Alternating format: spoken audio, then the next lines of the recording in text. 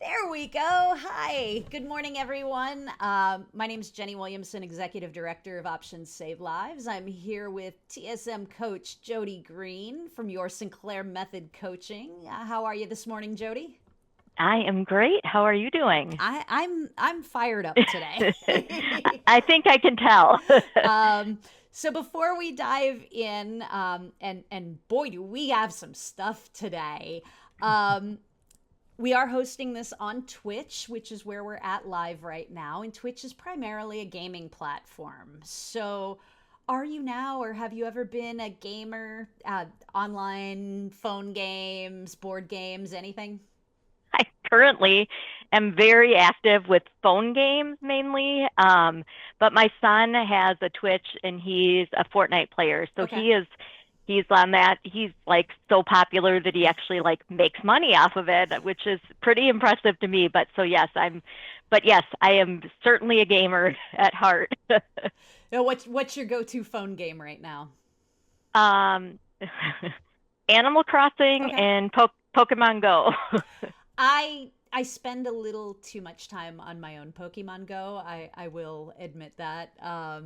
Okay, we're gonna have to become friends Yeah, we because will. yeah. We'll have to trade details afterward. Uh, and then I play a lot of Block Blast, which is kind of like Tetris. Yep, and Um, I also have Tri-Peaks, which is a solitaire game that okay, I yep. So all my extra time. That's nice. Well, it's a great way to relax, and honestly, sometimes it's like sometimes you just need to kind of check out and numb out and do something that is so totally just automatic and it's as long as you're balancing your time, it's a great way to just kind of unwind and relax. yeah, it totally is for me. I absolutely feel that way. So our big topic today, um, we're going to take on the role that discomfort plays in growth, because we've all heard growth happens outside of your comfort zone. But then I think about a plant. You look at trees, you look at plants, and they grow best in a comfort zone. And they have their whatever, I think it's called a hardiness zone or whatever, and that's that area. They need ideal sun, they need ideal water, they need ideal nutrients. Some plants and trees won't grow without very specific soil types. And so the little rebel in me is always like, okay, what's this whole let get out of your comfort zone? What is a comfort zone? Like, I don't know what it is. Can't I just have a comfort zone for a while? And and so I think it really brings about how the balance of the two is so instrumental to success with the Sinclair method. So, share a little bit about your thoughts on that topic. We'll start pretty general and then we'll run a little bit more specific. I'll say the inner anxiety part of me is like that comfort zone is what keeps you safe. That's what I feel like. I feel like it's like a safety zone. I think of it more as like, I like things the certain way because I know what I'm getting into. And if I go outside of that, that might not be a safe area. So yes, you do need to make yourself a little uncomfortable to be successful, but you really need to make sure you have everything that's going to keep you quote unquote safe and comfortable while you're going through the process. And I don't think there's anything wrong with making yourself feel good. I mean, I think the comfort zone technically, I mean, it's feel good. You think of comfort food, you get that hearty, feel good, like food in your body and it warms your heart. I don't think there's anything wrong with that.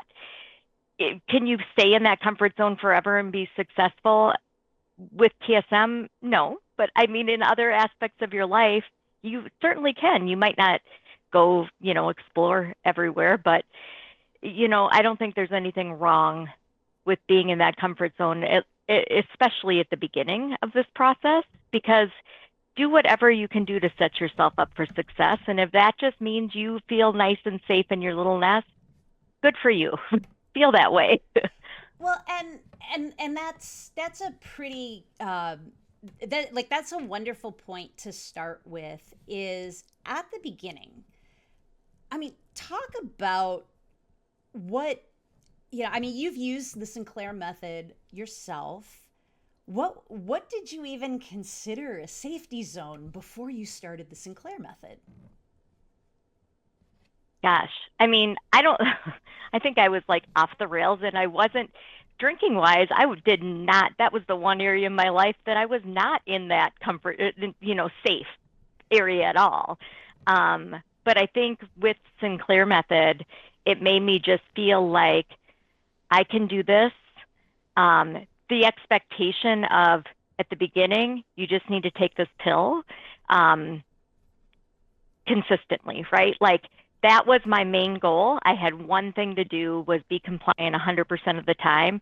I can do this. And my quote unquote comfort zone was drinking, right? So I can stay in my comfort zone and still be drinking, but I can be being successful those first, for me, it was probably a month before I had alcohol-free days, but I was still feeling comfortable. And that comfortable feeling kept me going because if immediately I was feeling like totally, let's say, unsafe because I didn't have my alcohol, I don't think I would have been successful because if you told me day one, you need to stop drinking now, like that's it, take this pill, it might help along the way to feel less uncomfortable. I don't think I would have started. That comfortable feeling of being able to have my drink while I was still being successful because I was being compliant, I think that made a huge difference.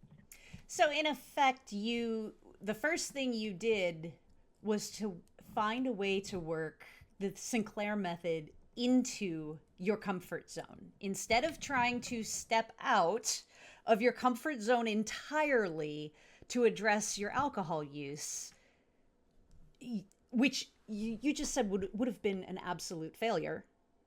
Right. Because I had tried everything, right? Like I had tried to go a week, a month. I had gone a year at one point, but like, was it comfortable at all ever during that? I mean, it got easier as the year went on or as the month went on, but I was always anticipating that drink. So let's be honest. Like, no, it probably never really truly was even successful, I would say, even being as successful as having a year alcohol free. Um, but I never had that, like, oh, I just can't wait. Even when I started putting multiple alcohol free days in a row, it was more like I was like excited to be getting to that point than, okay, I can get through this day and then tomorrow I can have my drink. Like it just was like night and day difference from doing whatever I was doing that wasn't successful in the past. And that was doing what I thought was comfortable, right? Because I was setting up my own guidelines. Like, shouldn't that have been the like easiest thing for me to be successful with? Me setting up my own rules, but no, it didn't work. Yeah, I think there's a lot to be said about how hard change is, even when we initiate it, even when we know it's good for us. All you have to do is look at New Year's resolutions to see how incredibly difficult change is. And no one's having their New Year's resolutions thrust on them from other people. Or, we all say these are the things we want to do so that we become closer to who we want to be and feeling the way we want to feel. Yeah. And I don't know what the rates are for failure of New Year's resolutions, but it's staggering. Yeah. I mean, It overwhelmingly people don't follow through with them. And that has nothing to do with biochemical addiction. exactly. Exactly. That's just behavior change and choice, and we still can't actually make ourselves go through with it. So people start with the Sinclair method and they're bringing that change into their comfort zone, which is a great place to start. But at some point, in order to grow, we have to start learning how to gauge how much discomfort we can tolerate at any given time. And before we actually went live this morning, we were talking about how people are saying things like, "Oh, it took me 2 years to reach extinction," and how and we were discussing about how there's a difference. People are equating extinction with reaching their goals. And so talk a little bit about how extinction is different from reaching goals with the Sinclair Sure. method. So extinction is the point when you have retrained your brain to not think that it's getting this reward from the alcohol. So extinction, people will ask, well, how did you know when you reached extinction? And that's just such a, like, my feelings and your feelings or anybody else's feelings on it are so different. Like, it's actually almost an impossible, like, question to truly answer. But your brain is retrained when you're following the Sinclair method properly. You hit extinction, and then every time you're drinking after that, I loved how you had said, like, now you're practicing staying at extinction. Like, once you hit extinction, you might not even know because you're still drinking on the naltrexone. And I've never heard it put that way, but it is true because you're not still having extinction sessions because your brain has already been there. But your goal might be, I want to drink once a week. But if you are still having extinction sessions or practice sessions every single day because that's what you've been doing, and you've never pushed yourself to have some alcohol-free days, or you have an alcohol-free day once a week, but what your goal is to have 5 of them, but you've never actually pushed yourself beyond that because it's not comfortable or it's not whatever, or you're just like, it's a habit, you're not changing that habit. You might have hit extinction at 6 months, but you might not realize it until you actually push yourself to have more alcohol-free days and push yourself out of the routine of having drinks 6 days a week because that's what you do, right? Like, And you're not getting a reward out of it. and to put this into a little bit of context, for everyone who was not in our private conversation before we went live, one of the things we were talking about before going on the air was that extinction is a process as opposed to an event. Every time you take your medication and drink alcohol, you are having an extinction session. So your brain is receiving a lesson that says alcohol does not equal reward. Now, at some point, your brain, your whole system realizes that alcohol does not equal a reward, but your habits keep you drinking, your behaviors keep you drinking, your stress, lots of different things. It could even be your thought processes, but physically, your system is not getting the reward from alcohol. And most people realize this about the time that they say, well, I didn't really want that drink, but I had it anyway. And everything after that process is complete is just maintenance. It's repetition. It's every compliant drinking session just reinforces that alcohol is still not a reward, because if you drink without your medication, then your body says, oh, wait, alcohol is a reward sometimes, so let's chase that. And so that's a little backstory on what on where Jodi's talking about right now, is that it's not a point in time that you just magically see. It's something that you realize has been happening all along. But let's get back to discomfort, because there are a lot of reasons why we should push ourselves, but there are also a lot of times that we shouldn't, because pushing yourself too far out of your comfort zone can cause you to just really like it undermines the progress and can really set you back, because if you completely lose and obliterate your safety net in the name of progress, then you kind of lose capacity. And capacity is a thing I've been doing a lot of reading and research on lately, because it changes a lot. So, Jodi, talk a little bit about did you have any instances where you accidentally pushed yourself past your capacity and then kind of had to backpedal a little bit and get back on track? I think following TSM is just a kind of a roller coaster for most people. So I don't know that it was I don't know that it was because I pushed myself past my capacity, but I definitely had points where I was on this, I'll say I was on a roll of this, these great things happening, and then like kind of letting your guard down a little bit, maybe is the way I would put it. And then, went on vacation and was like, well, I have, even post what I would have called extinction 2 years ago, still compliant, but then, went on vacation and drank for a whole day, and then was sort of like, okay, it's this feeling of like, what was the point almost? But I definitely have run into people with coaching where it's like they were so like, and it's wonderful that they were so excited to get going and be successful. But, I really, as bad as this might sound, I really discourage people who are especially daily drinkers from just jumping in first week and having that alcohol-free day, because what it's really setting you up to do is like, I'm going to drink way more the next day.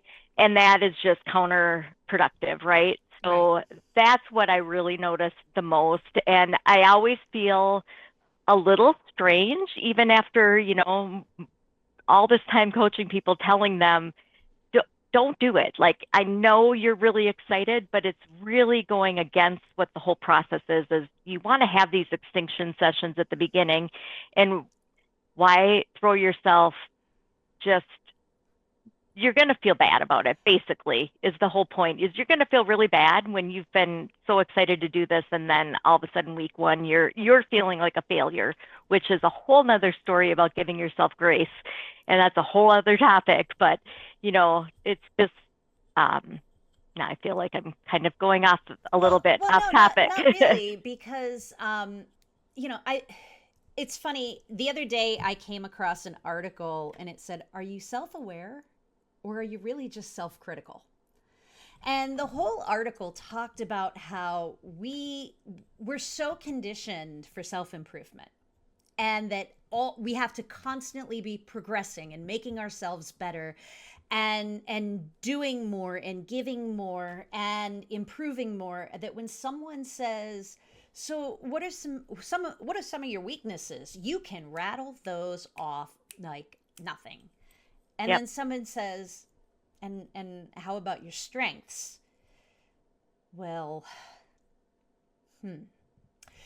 and so what happens is, I think that especially at the beginning of the Sinclair method, people come in so hyper motivated, which again is wonderful.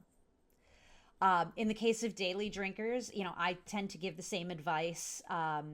I spin it for slightly different reasons. Usually somebody who is a daily drinker. My concern is, if you try to do an alcohol-free day right now, are you going to go through withdrawals? Because Right.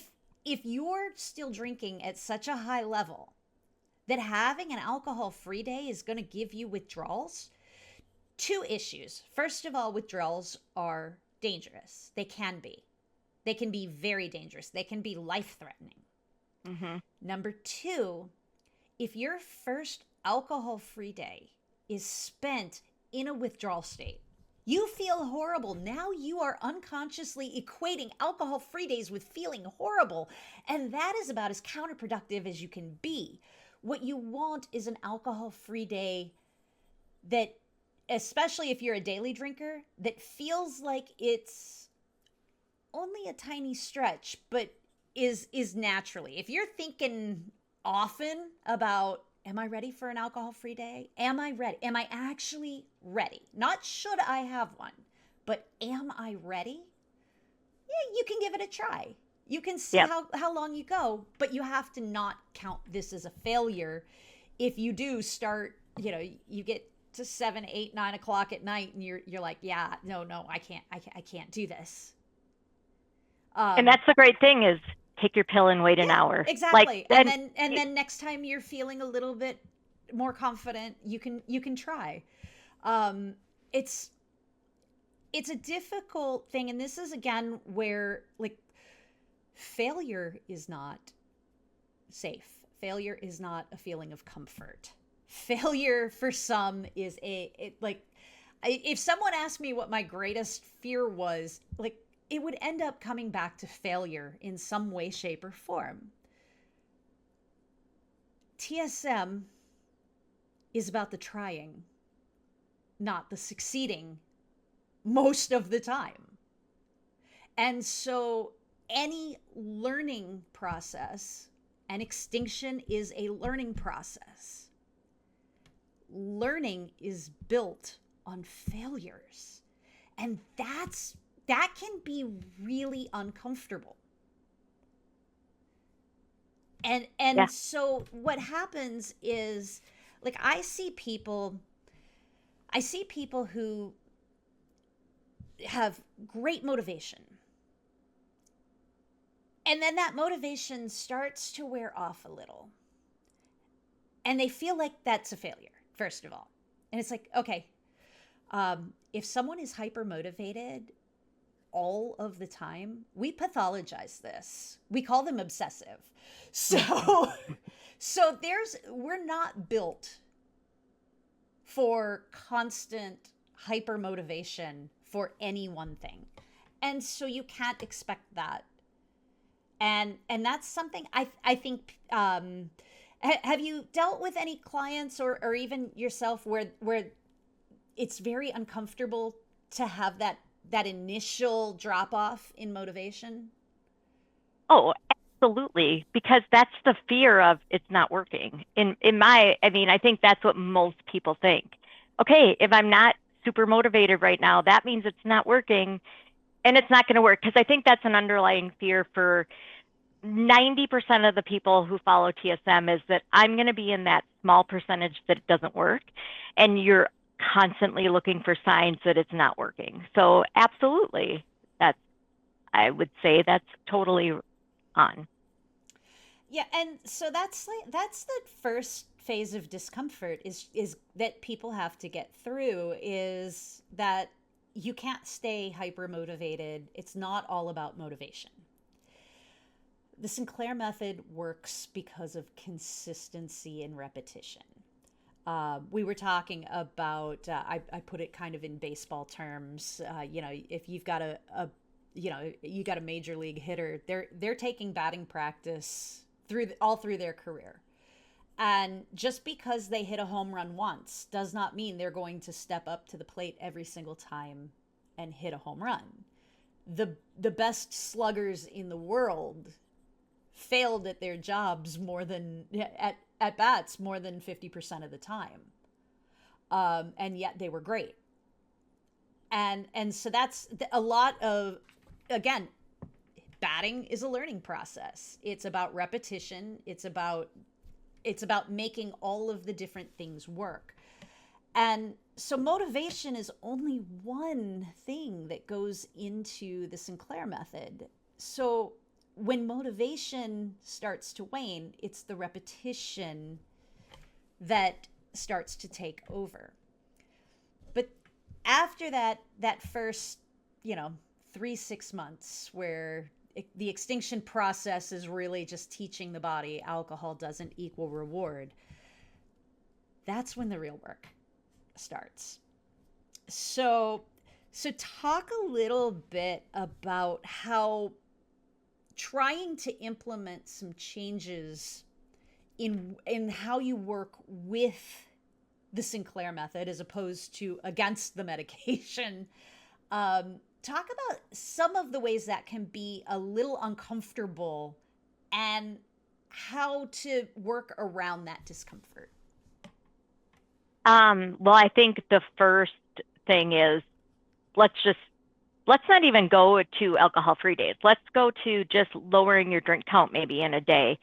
Um, if you are used to having 6 drinks a day, and then you've gotten to the point where you're like, hey, I've been compliant for 3 months. I'm really think I'm ready to like start working on some changes. And I bring up like, okay, first change is let's start your first drink of the day an hour later.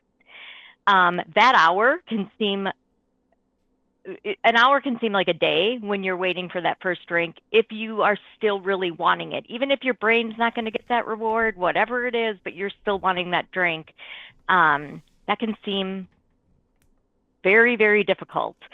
And people might not understand that, but it really can. So, let's work on getting to the hour. Let's work on today. Let's start it 5 minutes. I like to say 15 minutes later, but there are some people that I'm like, let's just start it 5 minutes later.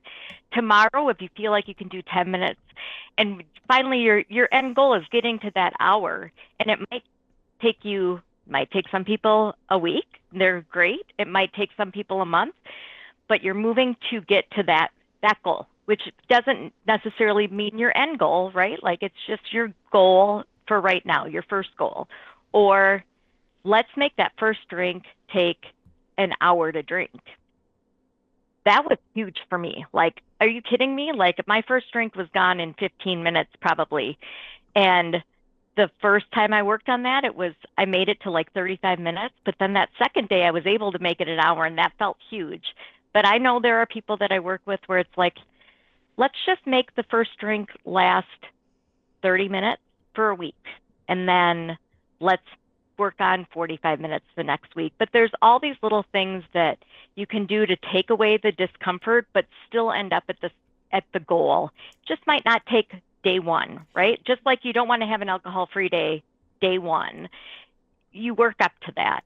And I think that you're still stretching yourself outside of that comfort zone, but you're doing it a little more gradually than just saying, okay, we're going to do it right now. And that is what adds up. All these little steps that people take is what adds up to success. Right. And I also don't want to give people 30 ideas to try on, like, let's talk today and here's 30 things. You are just overwhelmed. So people will say, well, give me more. And it's like, let's try this first. If it doesn't work, I'll give you more. But if I give you 500 things to do, you won't even know where to start. And I think that's one of the downsides of social media is that the social media peer groups are full of advice. There are so many pieces of absolutely wonderful advice that may not be right or may not be right for right now. And we were talking about how some people say that it takes them 2 years for this to work, but again, you just talked about two different scenarios, both how long it takes you to finish a drink and pushing back the amount of time you drink. And both of those, you talked about very different mentalities that come down to a person's tolerance for discomfort. There are some people who, if you say, yeah, drop that back an hour, they're like, okay, yeah, I can do that. I can do that easy. And so that person can immediately say, okay, I can wait an extra hour. This doesn't mean the process is working for them faster. It simply means that where they're at in their life, in their stress level, in their home, what their home life is, what their mental and emotional state is, because let's face it, our tolerance can change even within the course of a single day. Yep. So in that particular time, maybe they have a supporting spouse at home, and maybe it's something that, oh, it's really easy. I can wait an extra hour before I take my medication. Whereas someone else may just really be in a fragile state for whatever reason. And that's valid. And there's no shame in that. It's simply acknowledging that that's where they're at. And waiting anything more than 5 minutes later is just, this is intolerable right now. I can't do it. I'll give everything I can for 5 minutes, but that's all I can do. And so if that person takes 3 weeks to get to that hour, yes, their TSM journey might be 3 weeks longer to get to that point, but they're not starting from the same place. It doesn't mean it's working less effectively or slower for them. It's just that their situation is different. And I think that a lot of peer support groups fail to take those nuances into account, because it's not about whether or not the process is working for them. It's about what is their tolerance and ability and capacity to actually be able to take certain steps, because not everyone will have that same capacity, even at the same point in the journey, even if their drinking patterns were the same. It's just not possible. Yeah, I mean, everybody is different. And I think that everybody's journey on TSM is different. There are no two identical journeys. Absolutely, I feel 100% in making that statement. And, just like for me, it was easy as can be to be compliant. I never struggled with that at all. And it took me a long time to understand how someone could.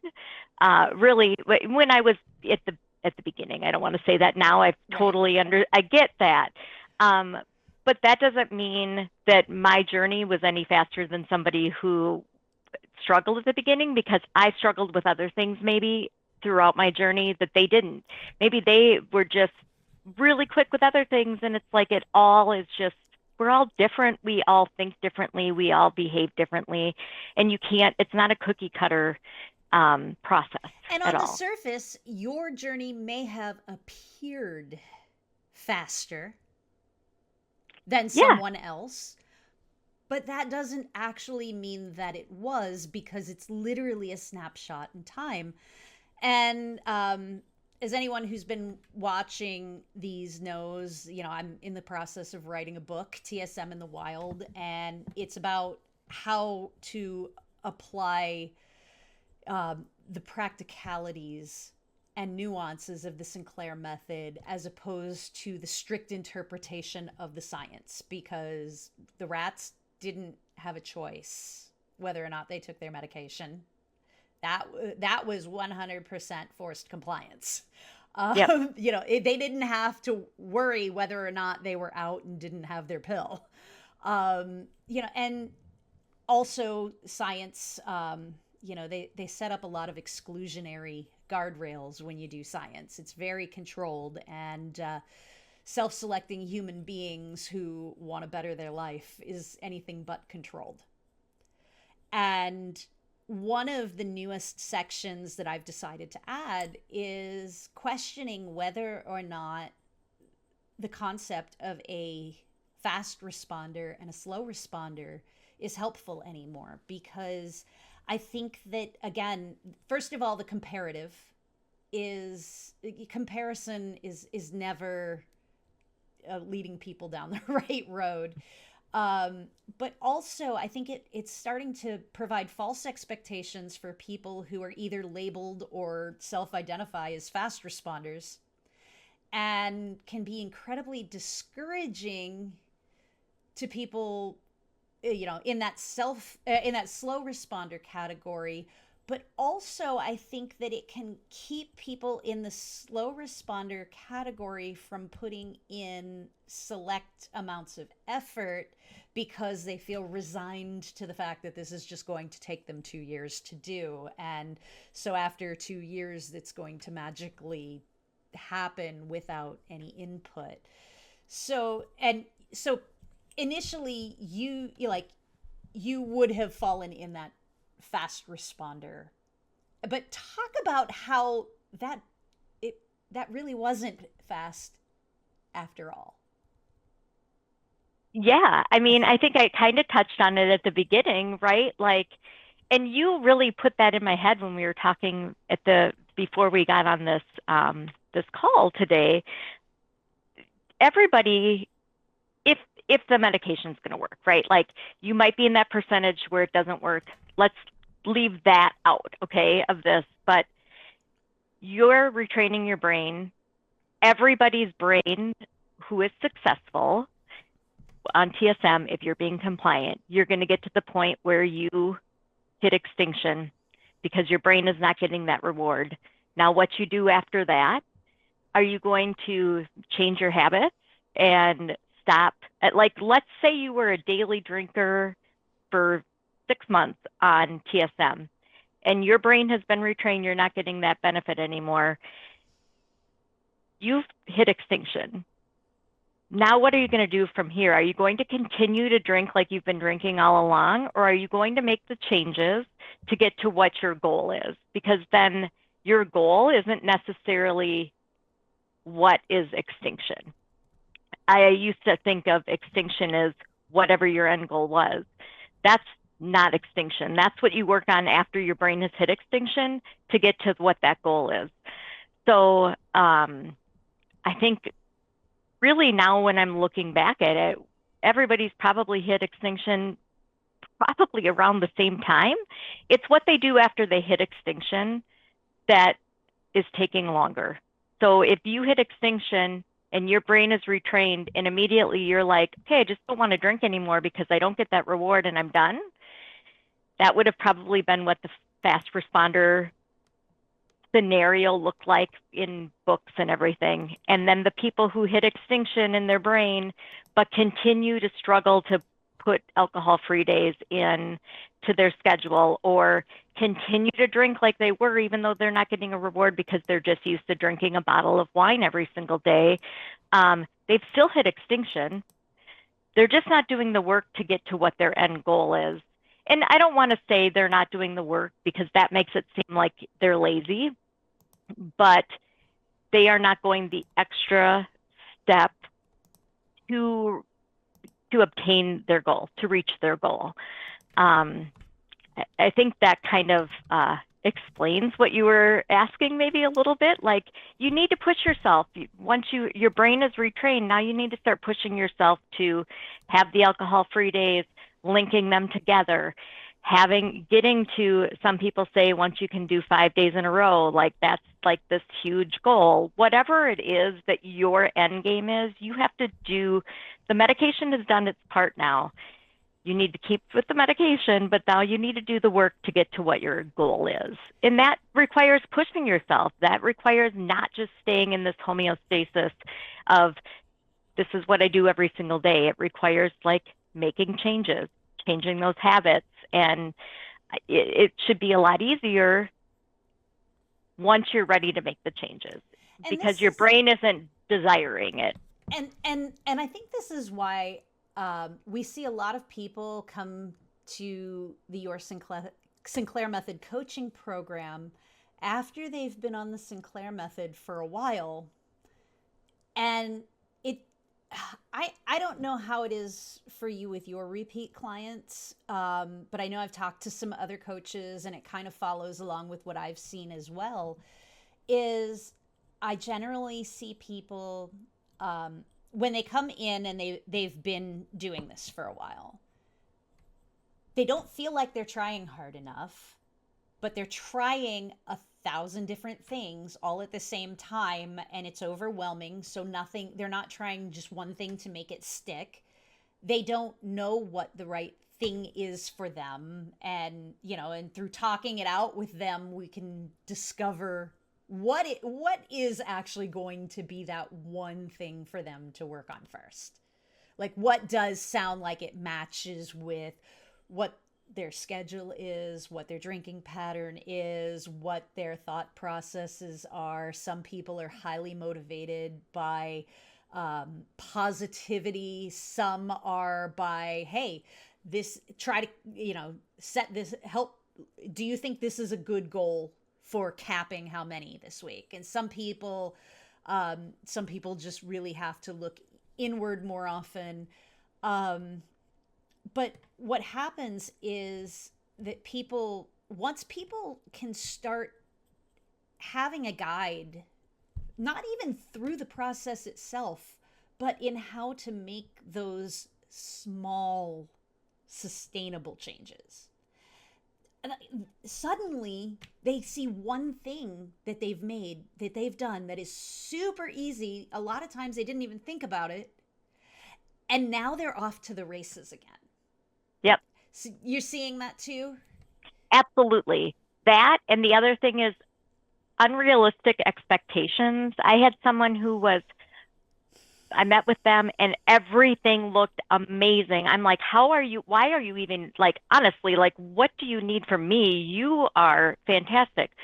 Well, her expectation was she really liked the taste of wine, that she would not like the taste of wine anymore, and that she would be sick from it. And I'm like, no, like, so the medicine's not working, because I know other people who get physically ill when they think about it, and I don't feel that way. And I'm like, I'm sorry, I still, like, there are some times where I like the taste of whatever it is.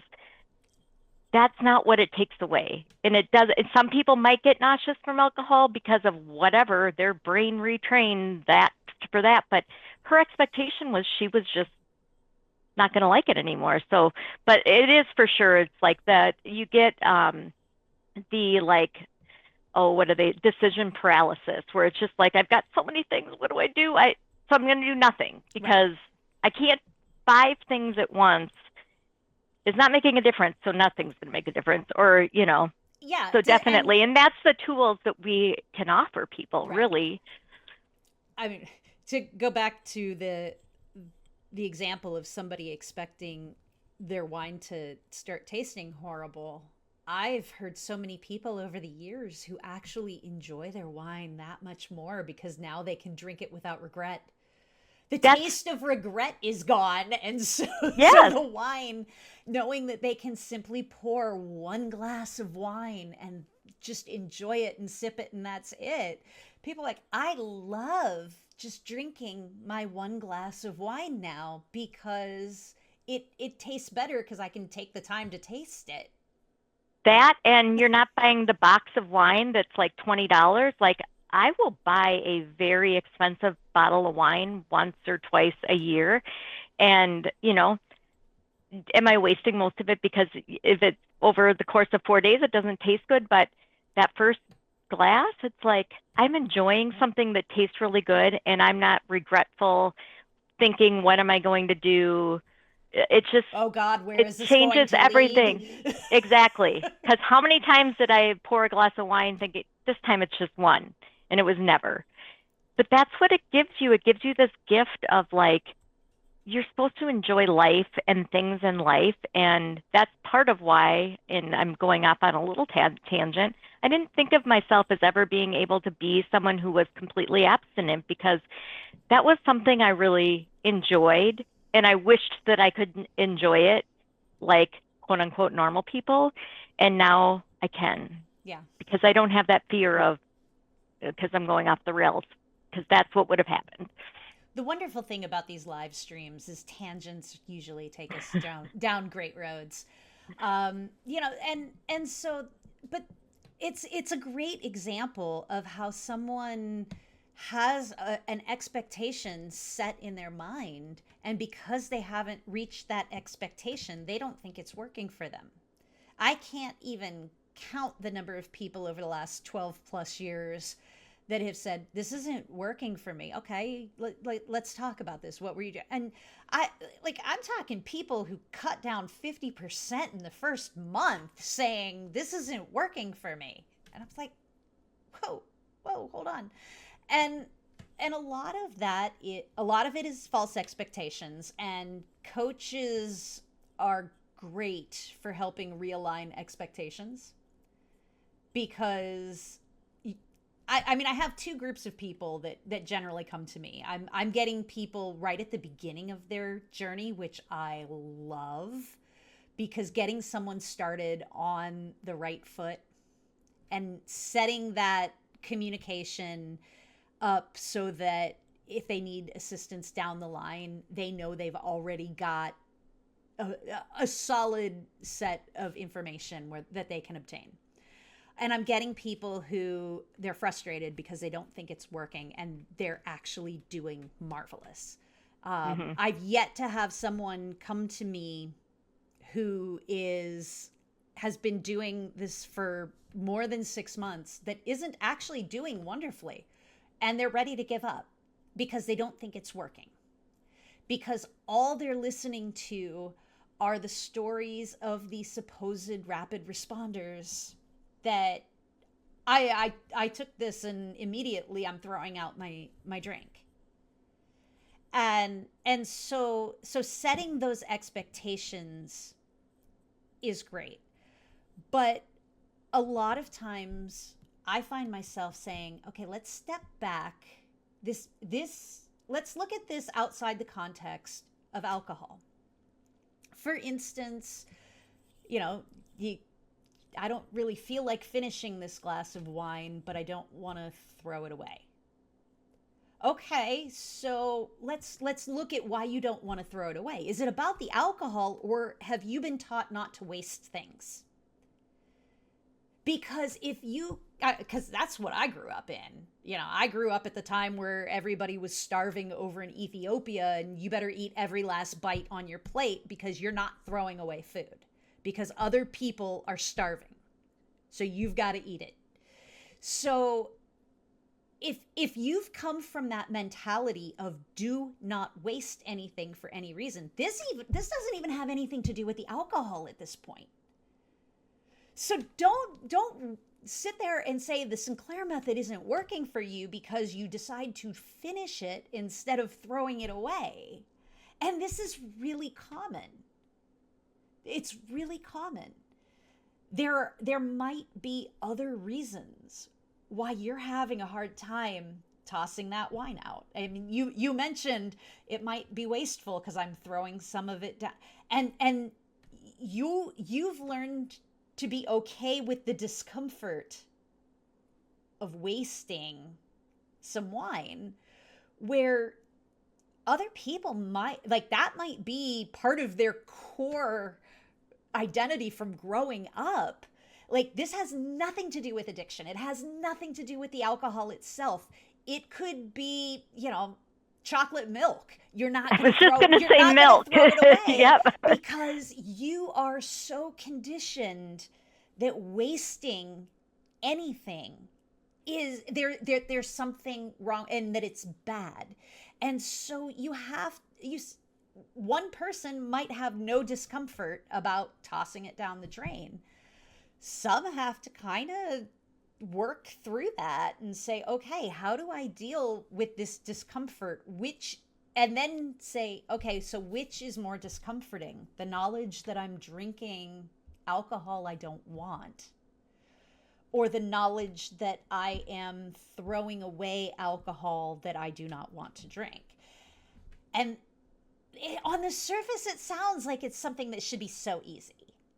But these intricate, deep decisions that we make whenever we're trying to make behavior change, I find it really helps to pull back and say, okay, let's look at, what if this behavior was not about the alcohol? Would I be acting the same way?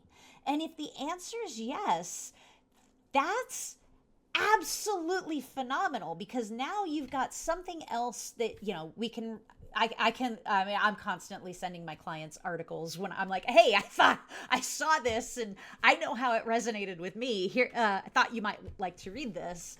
Um, and if it is about the alcohol, that's also great because now we know like that's just a progress indicator. It doesn't mean it's not working. It just means now we know where you're at. Yep. And I think it's really hard for people to look at where they're at and what their tolerance is for making those changes and the discomfort and unfamiliarity that comes with change. And I think that people are afraid to look at that because it's hard. I mean, Yeah. I know that I've got areas in my life that I'm just like, oh, that's probably what that is, and I'm not ready to deal with that yet. And and that, but it's about at least admitting that to yourself. Yeah. I mean, why do you think like companies spend so many millions of dollars on change management courses for their teams? And like change is hard. Change is, Yeah, if change was easy, we'd be changing everything to make ourselves perfect. We would all be perfect people because we would all change all the issues. And then what fun would that be, right? right. Like, but it is hard. It's very difficult. Nobody, if you're doing something, you're doing it for a reason, right? I mean, you're not going through life, I would guess most people just oblivious and just kind of floating. Like, you have the things you do and you have a reason behind that. And it's probably due to 3-year-old self back when you were little, that's why your brain now does all these things. So, let's go back and fix that little Jodi back there. That's therapy, that's counseling, that's all of that. And hopefully everybody in this world can go back and help themselves. But like, it's why change is hard. And I love that you said, both, hey, that's therapy and that's helping yourself. It's like, okay, if you have the means and you can find a good therapist, not every therapist is great. No. And so, I mean, I know that I've personally had some horrible experiences with therapists over the years. So I completely understand why someone might be reluctant to go seek therapy, especially professional paid therapy. However, there are so many self help books and tools and articles out there. I always encourage people, don't think about TSM in terms of recovery. I mean, it is, but ultimately, it's about self improvement. No one, no one has ever been shamed for trying to improve themselves. You go get us, I'm like, go to the library, go to a bookstore, you'll see self help books everywhere. And, Yep. and everybody's great. It's, let's improve this, let's improve that. You know, just think about who you want to be. Who is the future you? What role do you see alcohol playing in that? How do we get to that point? Is is alcohol keeping you from being the person you want to be? And I've gone away from even saying from the best version of yourself, because you know what? Some of us don't even care to be the best version of ourselves, and we can't be 100% of the time anyway. We want to be a better version or a different version of who we are now, most of us. And for any of you out there that are actually the version of yourself that you want to be, I am jealous. I am envious because I don't know how you did it, but good for you. But Let most me also clarify my therapy, that my quote unquote therapy, the best was not a therapist at all. It was, these self-help type programs, or like different, you know, I just don't want to be like, you have to go to therapy is right. part of that. But also I am like, when people are talking about like what type of coach and what they're looking for, I'm like, I'll be your biggest cheerleader. So I'll be your coach, but I will also be their cheer. I will never, that's the one thing I always want to tell people is like, if you were not compliant yesterday and you're afraid to get on this coaching call with me, I promise you, I will not make you feel bad about it. I will just get you back on the right path and I will be your cheerleader because Yep. there's so much shame that prevents people from getting better anyways. And I just have to put that plug in that I will be your cheerleader. I will never make you feel bad because you have to give yourself grace, and making TSM is about growth and feel positivity in my mind. In my mind, AA is very much about shaming you, and like that's another And don't story. dare But like let go about of that rock around your neck holding that's held you back. Because oh my exactly, goodness, exactly, and like oh now you drank today, you're back at square one. TSM is just a journey that continues on, but like positive reinforcement. Like it's so important. And like you said earlier, we're all so critical of ourselves. Why do you need someone else to be critical of you to make yourself better? Like seriously. that it's just not right. Okay, off my tangent again. Yeah, yeah, it's funny. I actually found myself saying this. I was talking to somebody, and and after I had said it, basically about my own situation, I realized how I'm like, oh, I that's good. I need to give that advice to other people too. Um, I was having such a hard day, and I was like, I feel like any harsh word could just completely unravel me, and I could just like just totally break apart with one harsh word today. So my goal is to make sure that harsh word doesn't come from me. And I realized there was so much power in that, because we can't control what gets thrown at us from the outside, but if we at least work to make sure that we're not throwing our first stone at ourselves, and Absolutely. we don't need to start the punching at our own nose, and we don't need to pile on when others have. It's like, if you're one harsh word from breaking, please don't let that come from you. Like, Yep. that's the That only is thing you can amazing. control. I love that. I love that so much. And I will say that was one of the things that TSM gave me back as well is the grace and like patience that I have with myself now because gosh, did I wake up almost every single day beating myself up, which what a way to start your day. And I don't have that anymore. And Yeah. what a freedom that alone right there is just a gift. Yeah, and the thing is, if it takes you 6 months, it takes you 6 months. If it takes you 6 years, it takes you 6 years. It's not about how long. It's about whether or not the process is working. Yep. Are you doing better now than before you started? On the whole, on the average. It doesn't mean did last night equal the same as one of your previous worst nights, even though it was after, you know, 3 weeks of not drinking at all. It Right. means, would you even have had 3 weeks of not drinking at all before? Yep. People go on holidays and on their vacations, and they're outside of their routine, and they beat themselves up because they didn't do exactly what they would have done while at home in their routine. And it's like, but what would you have done on vacation last time? Yeah. What Would was have your you last one remembered like? the vacation? Like Right, there's vacations I haven't right. remembered. Yeah. So Yeah, and it's okay if you need to make incredibly small changes.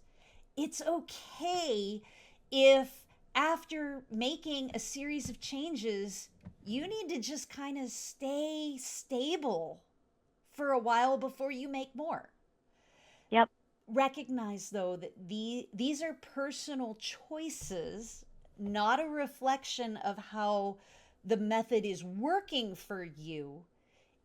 It's about what your tolerance is for the changes, and don't judge yourself if your tolerance happens to be lower than someone else's, because it's where you're at, and that's okay. That's perfectly fine. It's not anything to be ashamed of. If it's taking you 2 years because you're doing what you can when you can, and there are times that you just can't do anymore, and you just need to stop and breathe and rest and stay at that 2 drinks a night, because it's so much better than blacking out every night. Yep. Recognize that you made progress. Recognize that you're not where you're at, but it's okay to be where you're at, as long as you don't get stuck there forever. Yep.